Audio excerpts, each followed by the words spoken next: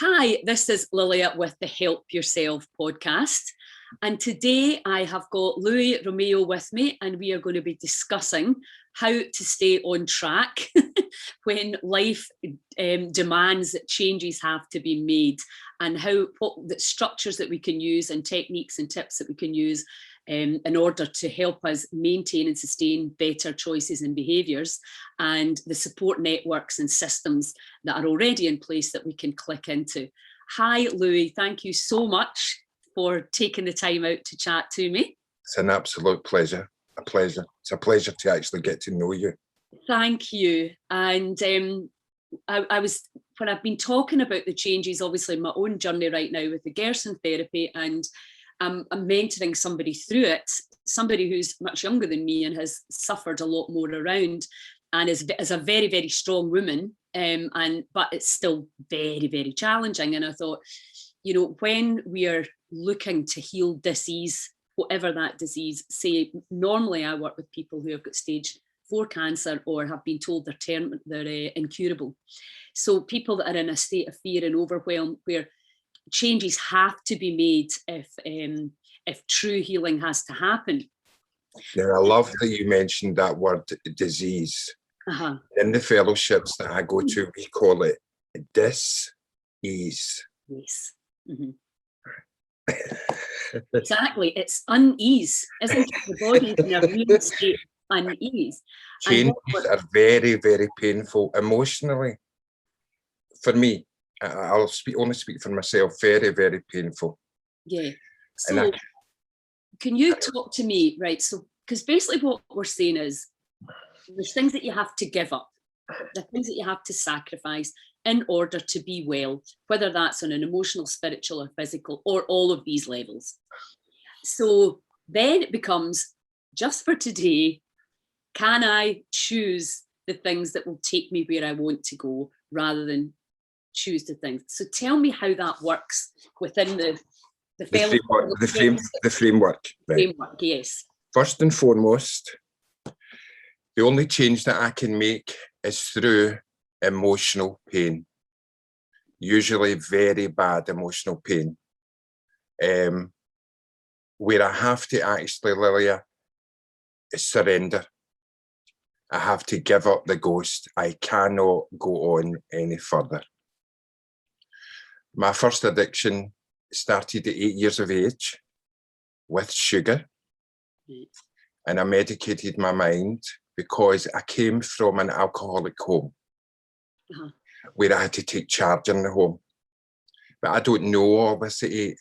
I only know this in the last 2 years through looking at what you talk about, ancestral pain, childhood trauma pain. But that sugar medicated my thinking, Lilia, so it could help me cope as an 8-year-old child trying to run an alcoholic home. But then what happens then? I'm then left with an addiction at 8 years of age. Then we'll fast forward to 14. As you know, we all try alcohol. Usually at that age, the kids will try it down the glen, or maybe we'll sneak it if our mother and fathers have got any left. Unfortunately, my father would never have any left because he drank alcohol. But that's another story. So I knew there was something wrong with me, Lilia, but I didn't know what it was because I was only a child. I felt completely different from everyone, even my sisters and brothers. And I would look at them from a child's eyes and try and think, what is wrong with me? Now, when we're talking today, I may become quite emotional because it took me to 53, Lilia, to get to a place, and Heal Scotland has helped me so much because what it's done is it's opened my mind again. See, I can close my mind, Lilia, to things. I've got an illness that centres in my mind and tells me wee lies and says, you're not really addicted to sugar, alcohol, or drugs, or food, or sex, or gambling. And see, if I don't live within that framework that we're talking about, the 12-step programme, then I can believe the lie, Lilia. I can believe that. I can go into the co and look at a peanut candy bar and look and think, oh, And my mind will say, you know, it's only one. You know, you'll only have one. And see, if I believe that lie, I can get home and I can eat sugar until I'm intoxicated like you would not believe. Really? And when I waken up the next morning, I have the same hangover that I had with cocaine and with alcohol. Wow. So it's all about change. But I've got to get to an emotional level of Can I ask you, sorry, how many are in your family and where are you? Where's your place? I'm the eldest, and I have 3 siblings underneath me. Right, okay. Who are scarred as well, but not as bad as I am. And I don't know the reason for that. I believe, for me, I believe in vitro, that this happened in the womb. My mum was, my father was very violent to my mother within the pregnancy. I believe that I was subjected to that within the womb. Mm-hmm. And then when I was born into a very toxic home, but they were only young, Lilia. They had no coping skills. They were only 18 and 19, a young boy and girl in the East End of Glasgow trying to just, you know what I mean? I'm thankful that I don't have any judgment towards the two of them, because they done the best that they could do. They could only do what they had. So I believe all my maladjusted thinking started in vitro. Mm-hmm. Now, I'm out there when I think that. A lot of people don't like that, the idea. They'll say, oh, no. In my heart of hearts, I believe it started in vitro. Well, Stanley's O'Groff says it's starting from the moment of conception. And even if you go back, if you believe in reincarnation, we've chosen. Aye. You know, that can be very painful, particularly with a lot of trauma and abuse to believe that. But the upside of it, the other side of that, is that it takes you out the victim in a much more empowered place, painful and all as it is. I mean, I used to struggle. I would never have chosen my mum. My mum was the loveliest, amazing woman, but she tried to control me, well, because that's what mums do, right? So I rebelled, and it took me a long time to really see what was going on and to understand that, you know, we came here for reasons we don't understand, I believe, and that we're all here learning our life lessons. Well, that's what Don Miguel speaks about, isn't it? And whether you believe that or not, for me, that was a framework that made sense, that took me out of being the victim and feeling sorry for myself when I had absolutely no reason to feel sorry for myself. I was always making sometimes not such great choices. But as soon as you realise it's all up to you and you can't blame, complain and shame others anymore, then it actually does, it totally liberates you. It totally liberates us and empowers us. Yeah. And the only way that I was able to get that process, Lilia, was through the 12-step program, because I lived in that victim mode that you talk about. And living in that victim mode, for me, that will allow me to medicate, because I can say to you, who's never experienced my life. So I will use that experience and I will drink on that, or I will eat on that, I will take cocaine on that. I'll use anything, actually, that takes me away from that victim mentality. So today I don't have that victim mentality, thankfully. And I don't get caught up in the should have, would have, could have. I don't blame anyone anymore. I want to feel empowered. That's huge, not blaming. And I suppose that comes with that is the level of forgiveness. Forgiveness for yourself and forgiveness to our parents, who, as you say, were just absolutely blindly doing, and they were programmed the same way as we were. And, you know, Carolyn Mace said, I spent 3 days in Findhorn with her years ago. And first thing she said was, I don't want to hear anybody else blaming their parents. That ship has sailed. We now understand why we're the way we are. Now we're moving forward with that. So anybody that wanted to go into victimhood with her, she would just like take their legs off. She was like, no, no, no. Well, I do that with sponsees that we help in the fellowship. And we have a process where we take you back to the past of your parents and things that happened in life. But I have a great mentor. She's 80 years of age, Polly. But what she taught me was ask them about their mother and father first before you start the process. So we start, as you said, about the girl at Fintorn, we speak about the mother and father, but I can then take them into a place of forgiveness, Lilia. So they stop the judging and condemning of their parents. So can you explain that process of sponsorship? Because this is something else that from the Heal Scotland perspective, I've been thinking we need a support network. I cannot possibly, much as I would love to support everybody on a one-to-one basis, I can do my best in groups, but the amount of time, there's so many people needing help now. We need people helping people, and that's why the model from the AACNA is great. And if we can utilise it so that you have a dedicated person. So can you just explain the 12-step programme and the fellowship and how that works? 12-step programme works, obviously, when you attend meetings, CANA, OA, but there's so many now. There's some even that I don't even know what they mean. They have used the model of the 12-step programme that Bill Wilson wrote in 1935 with other members. And it seems to be a very successful model. And it does work. So what it does is when we are taken through the 12-step programme, one of the steps, we have to give back freely what we have been given. So when someone comes into the meeting, there's a part of the book that tells me we make the approach. So if I see a sister or brother coming into the fellowship in a state, emotionally, spiritually, physically, I will make the approach. And I will gently tell them what has happened in my journey. Okay. Usually because they have the same thinking as me. They understand where I'm coming from. And I will ask them, do you want me to take you through the programme? Do you feel you're able to choose a sponsor? So what I do is I take them through the programme the same way that I was shown. I think I've got 7 sponsees at the moment, so I know where they're coming from when people ask us to guide them, because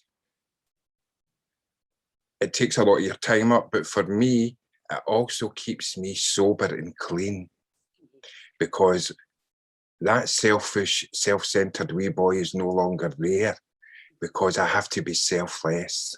Yes. So I always have to put another person first. But I believe in this network. Yes. I'm starting a new process on Sunday, which is not affiliated with any of the fellowships, but it looks at the workings of the book. And this is actually for sugar addiction for me. So I start this on Sunday. I'm really looking forward to it. Because that's one of the last addictions that I feel I'm not recovered in yet. Right. I feel I'm not recovered in that area yet. I'm recovered in alcoholism. I'm recovered in drug addiction. Sugar is a biggie. And I think it's because the other substances we can put down. So it's almost like a form of abstinence, isn't it? Yes. But we don't put down food. Yeah. And as you well know, being in this business, our food is full of substances, so we become addicted to food. I have a background in retail, Lily. I've told you, in Marks and Spencer's and Waitrose. And all those processed foods, they are to die for, but we know the reason why they're to die for, because they're full of additives that make the body physically crave them. And then their supermarket sales rocket. But fundamentally, they want to hook us onto sugar, salt, preservatives, whatever the hell they put in the food. So I'm doing a thing on Sunday, and that after I've been through that process, which takes 26 weeks, this group of people will then put me on a mentoring list.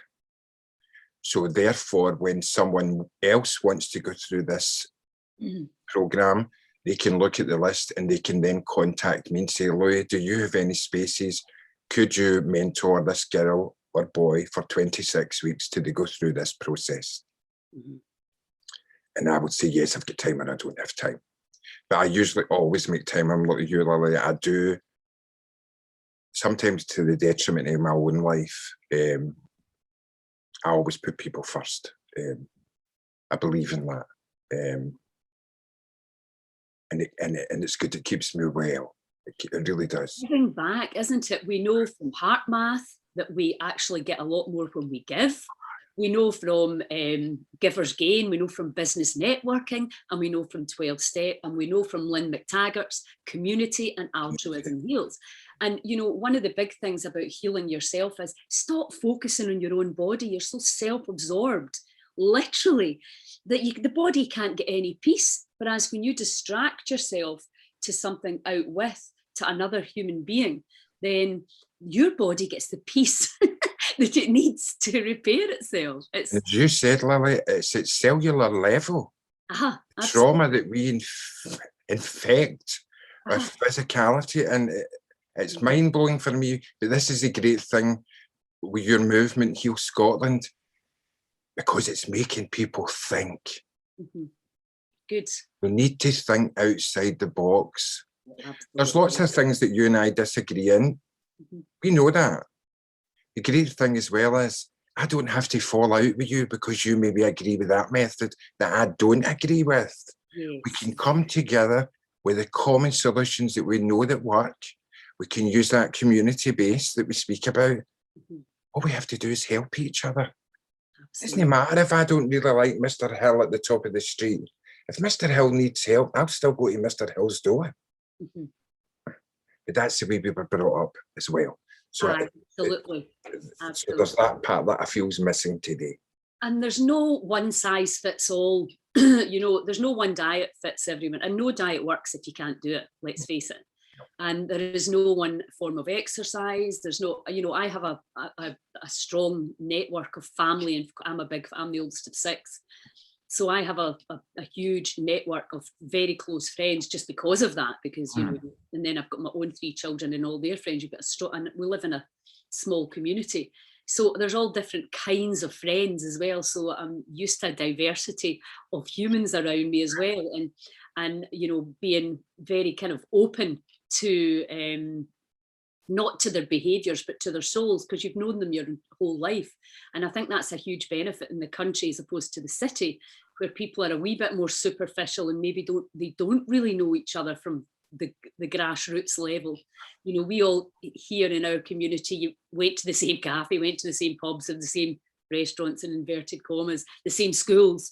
You know, we pretty much all had similar clothes. There wasn't the huge kind of class gap that you see in Glasgow, where people are judged by their handbag and their shoes. And that was one of the reasons I left the West End of Glasgow, because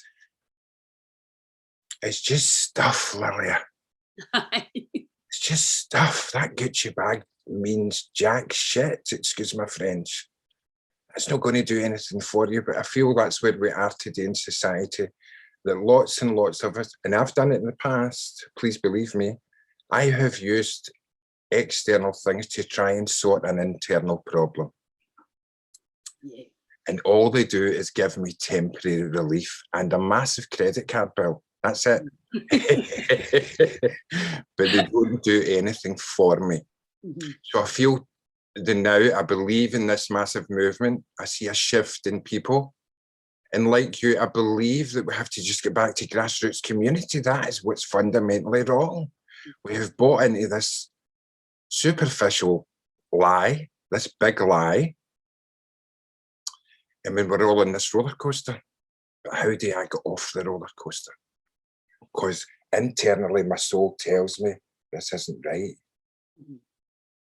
And I don't want my soul to be heavy at 53 years of age. Yes.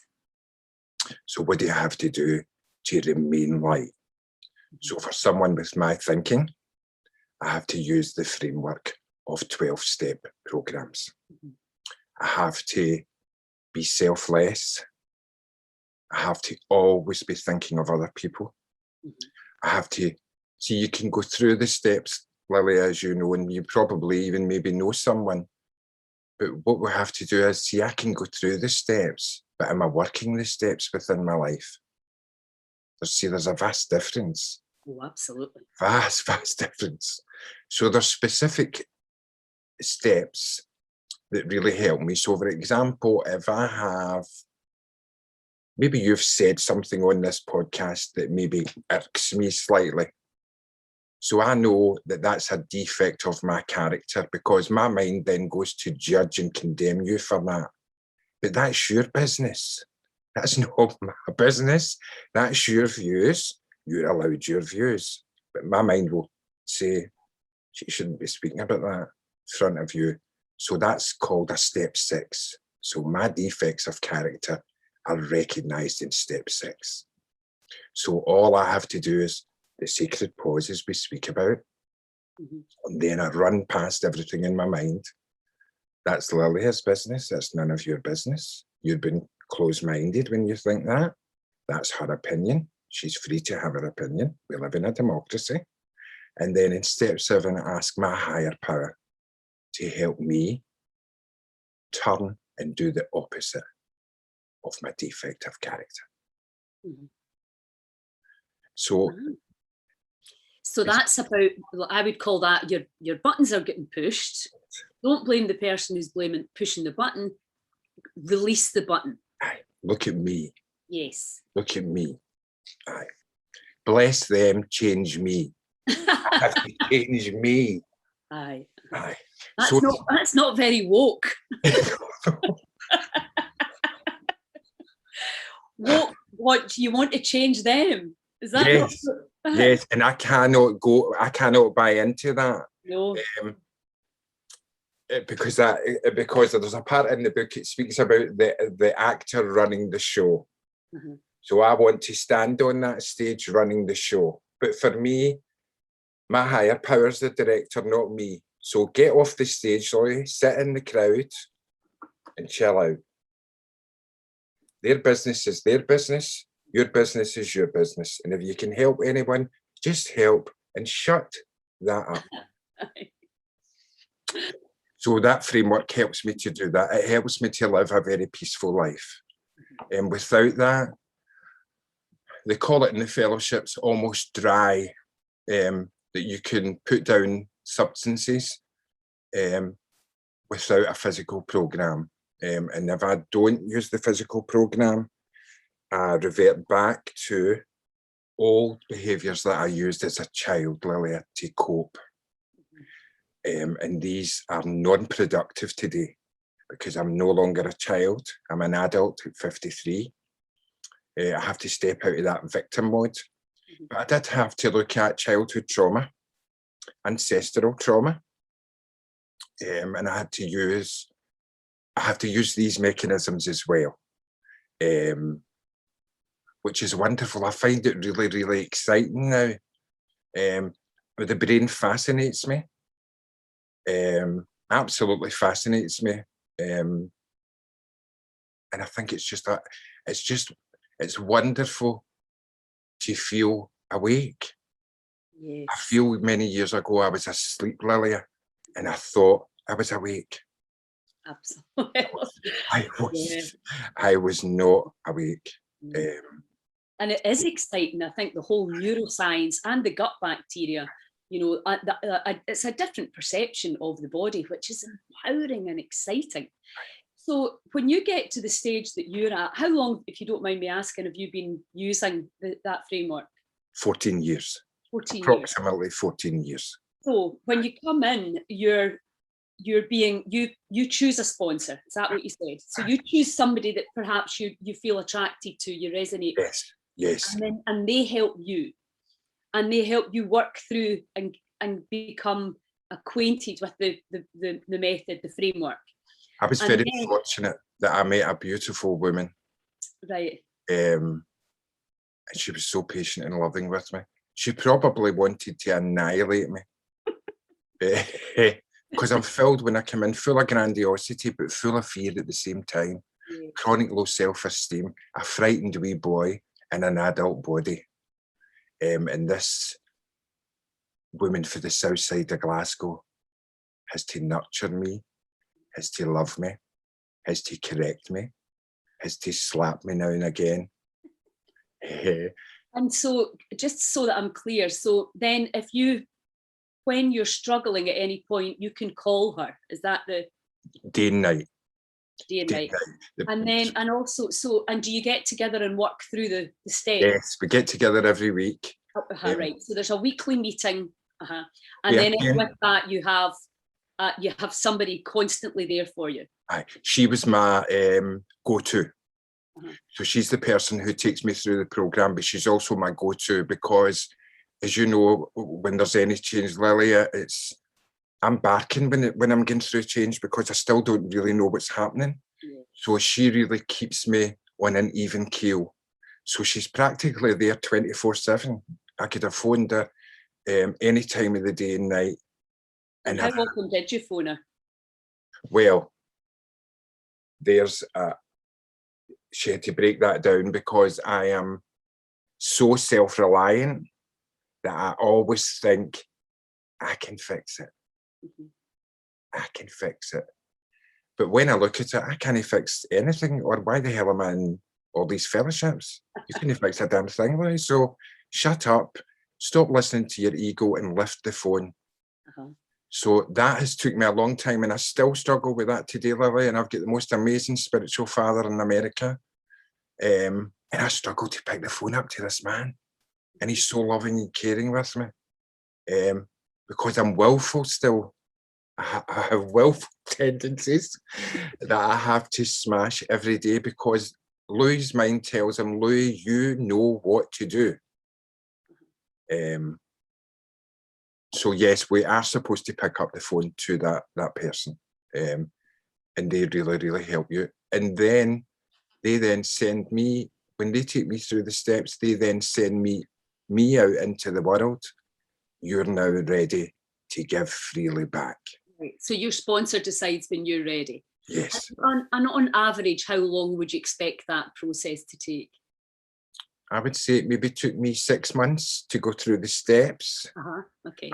I would say the recovery part of your mind is it's a school day every day.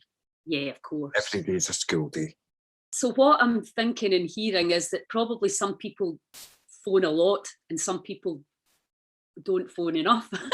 I work with someone now who has experienced masses and masses of trauma that I can't even contemplate in my thinking, and they need a lot of support. But then I have other ones who are, it's like everything, Lily, you get quick pupils that have surrendered so badly and they know they need change and they skyrocket through the steps. Aye, it's about timing. Then you've got other people that dilly-dally through them. And that's okay, that's where they're meant to be. I think I've got 7. That's a lot, is it not? Is that? I've got 7, but I use an American method of sponsorship. So I do a lot of group work with them. That's good. But on the personal stuff, I do one-to-one with them. Unless they want to share it in a group setting, that's entirely up to them. So I use this model, which has been so helpful, Lily, because it breaks down my time. I'm not panicking about my time so much. Yes, yeah. So we do a lot of things. So for anybody watching this that might be thinking about going into the fellowship, you come in, somebody will approach you and support you. You then get to choose a sponsor, and then you will work around, say, 6 months to a year, and then you will start to give back to someone else by that time. And how many meetings would you expect somebody to go to when they're, or is that a personal thing? Does that vary too? I would say that that's personal. You will get a lot of people coming in with, I think it's like every organisation, isn't it? You'll get people coming in with things that come from, say, for example, rehabs that are nothing to do with the 12-step program. They'll come in and, one is an example, 90 meetings in 90 days. Yes. There's no mention of that in 12-step program. That is something that's came from a rehab. So I don't believe in 90 meetings in 90 days. But if you want to do 90 meetings in 90 days, that's entirely up to you. A lot of people say, well, if I use for 90 days, I can do 90 days meetings. But I feel if you've recovered from it, I think you can get by in 3 meetings a week, which is our support network. Yes, right. So yeah, so that's a kind of average guiding.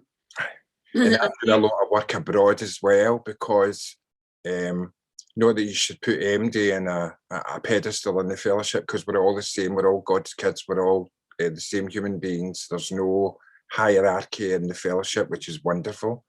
But if you have a strong message of recovery, you're asked to share a lot. So I do share a lot in Canada, in America, France, predominantly mostly America. I'm sharing today in Jersey Shore in America.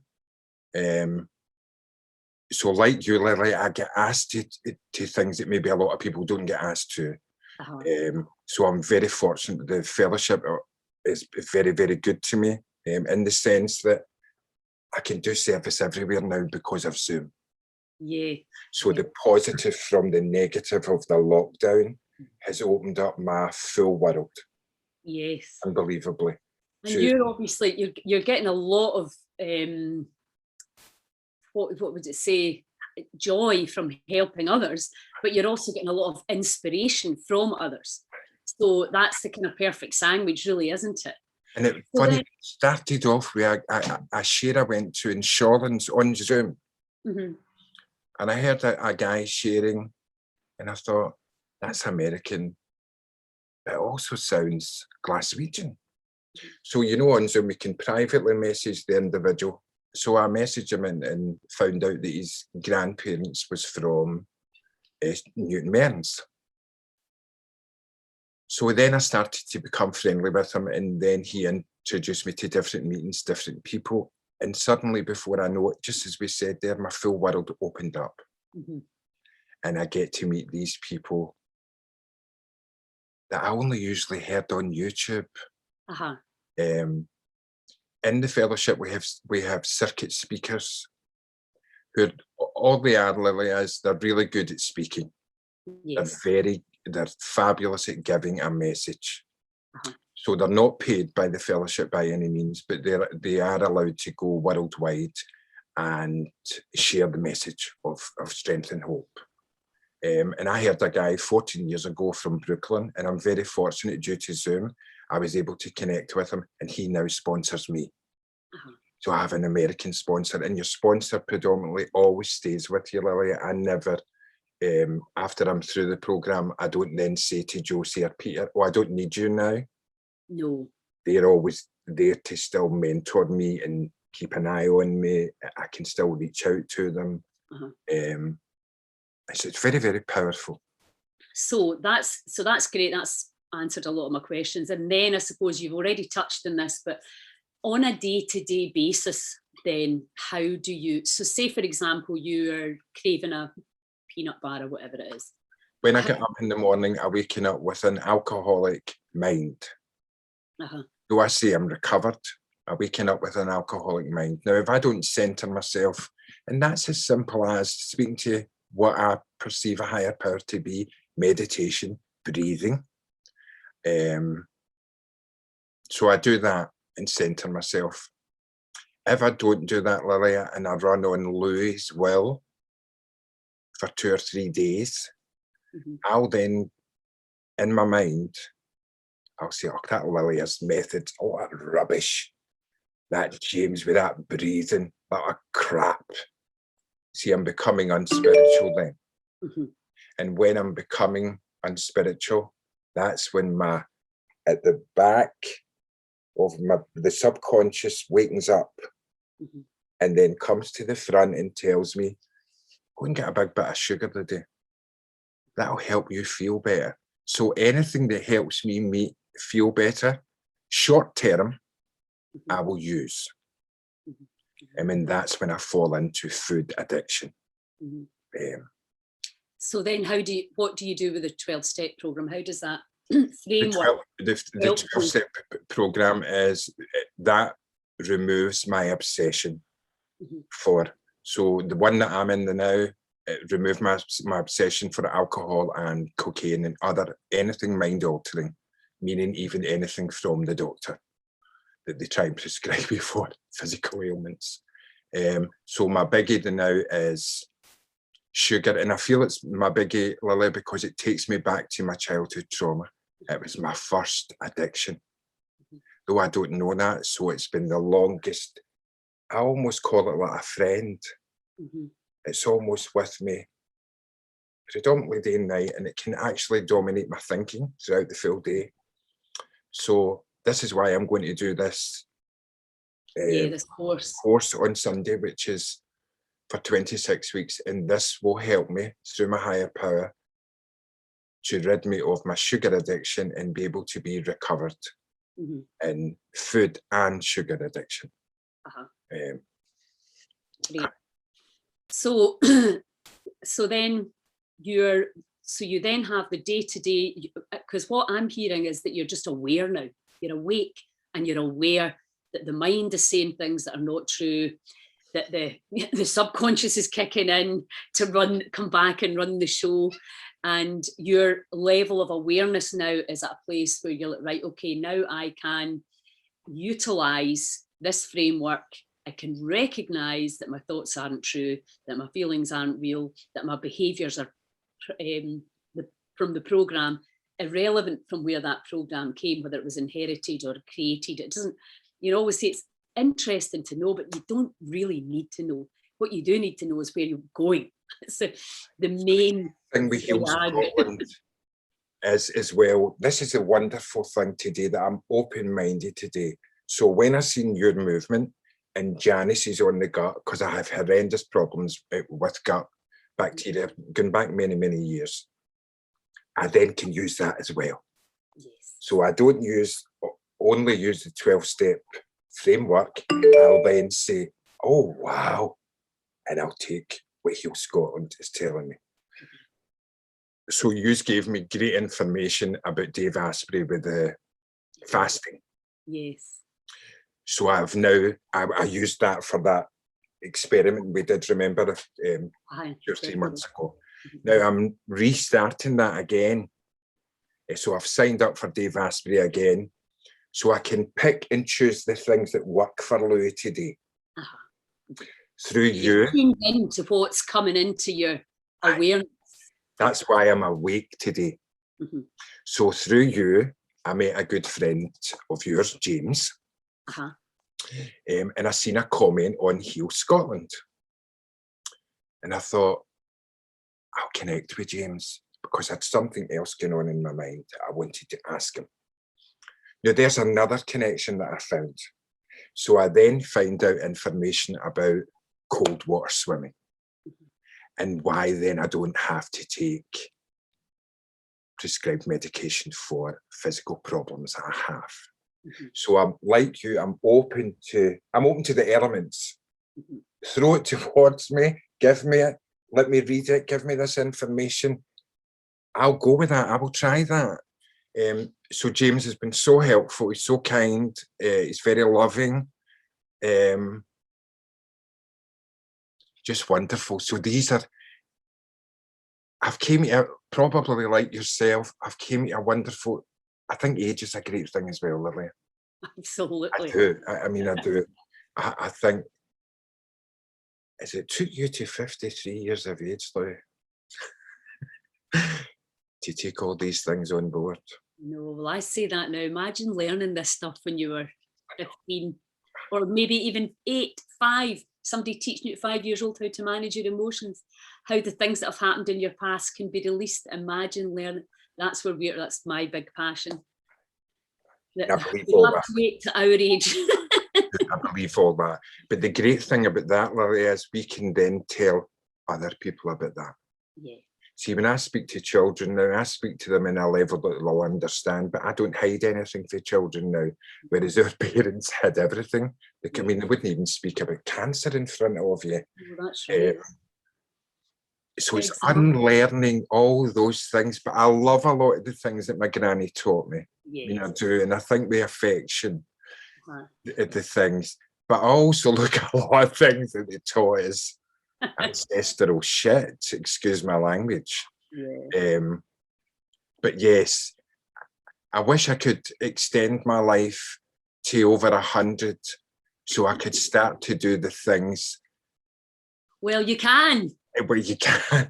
Well, funny, I watched a program about that the other day. I watched Miriam Margulies doing a program on, she was doing it on looking forward to death, though she hates the thought of it. But she went to a place in America and they're doing longevity, cold water swimming, getting into the crypto chamber, the diet.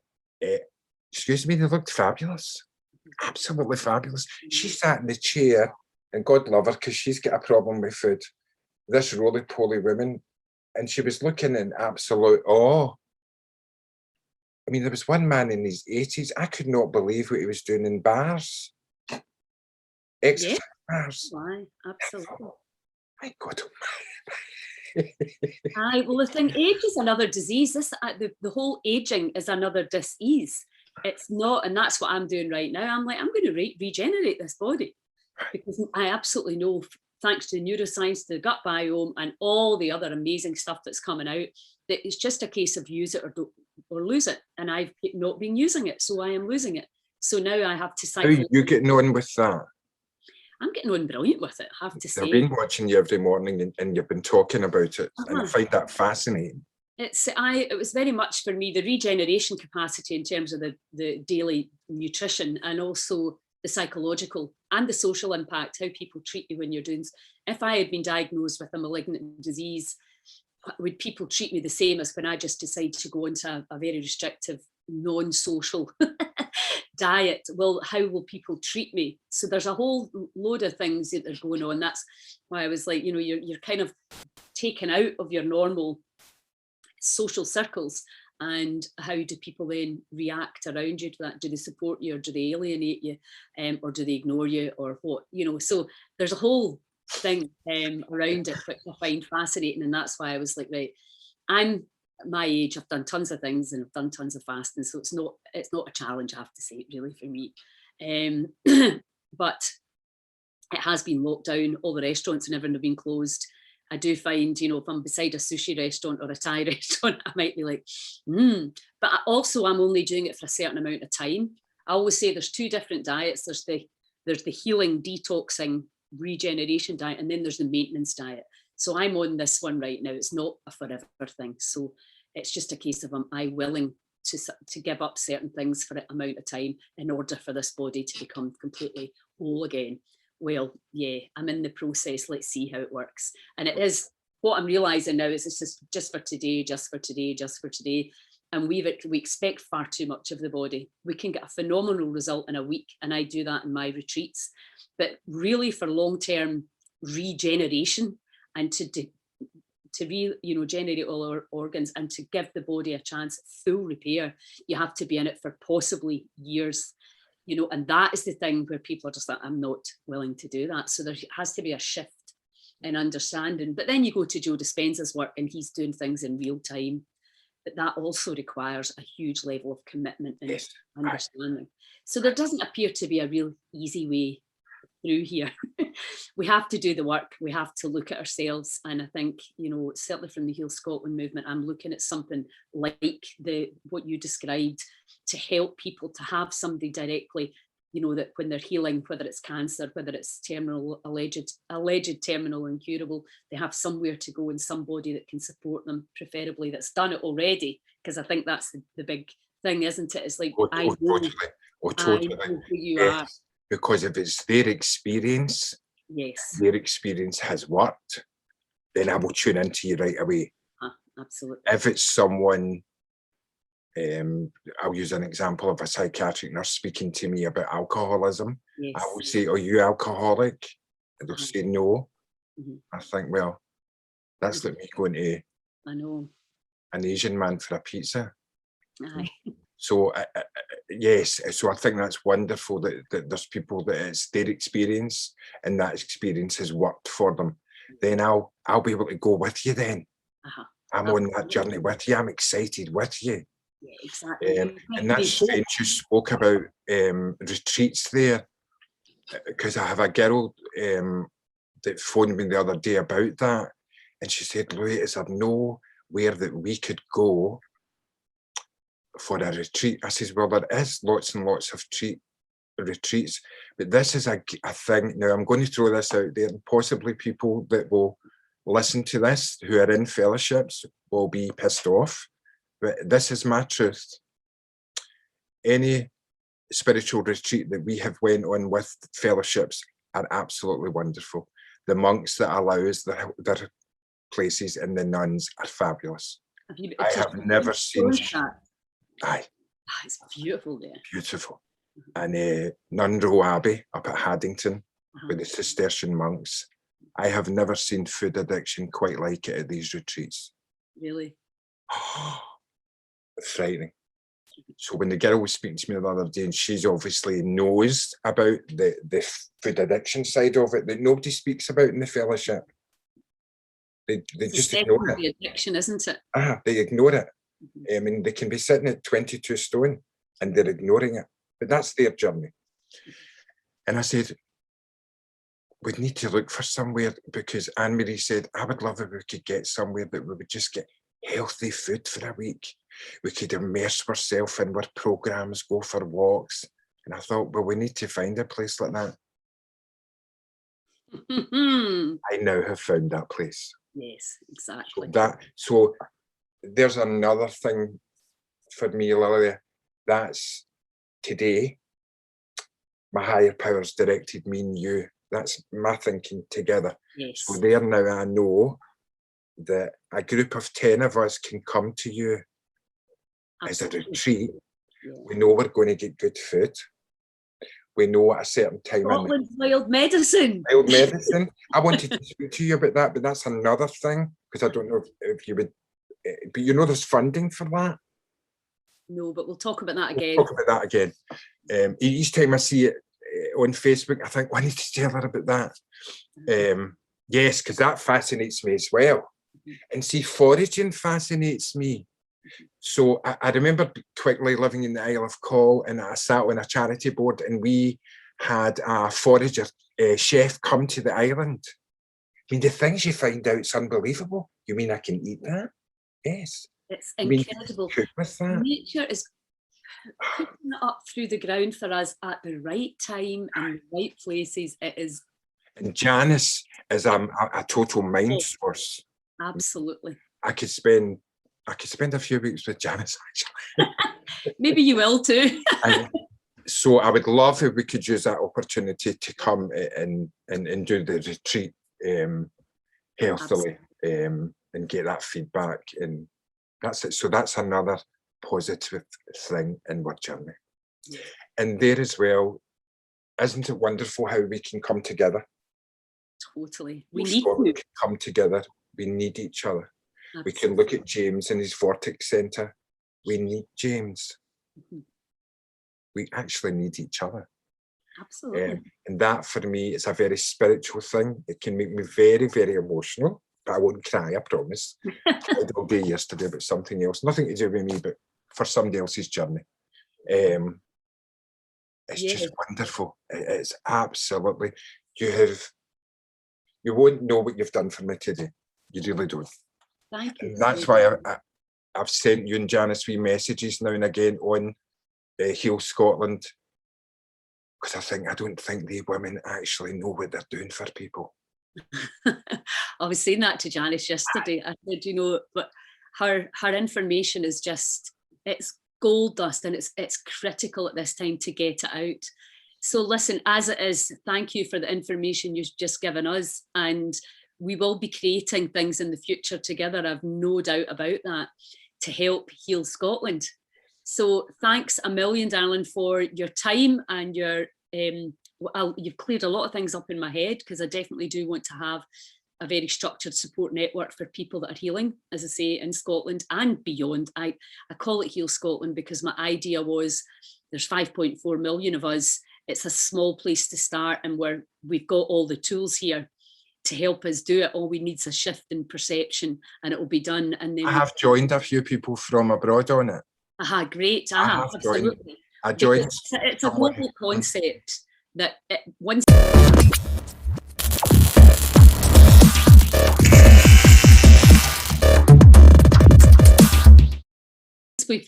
But the idea was, if we can prove it in Scotland, then others are going to pay attention, take notice. Yes, And then but the message is the same. Yes. We are one. That's a wonderful word. We. Exactly. We. Exactly. Brilliant. Thank you so much. Thank you, darling, and have a great weekend. And I'll have a fabulous weekend, and you too. And I'll let you know how I got on Sunday at this other gig. Oh, I'm very intrigued to hear about that. And we'll catch up about the book. Thank you so much. Thank you. Ciao. Bye-bye. Ciao.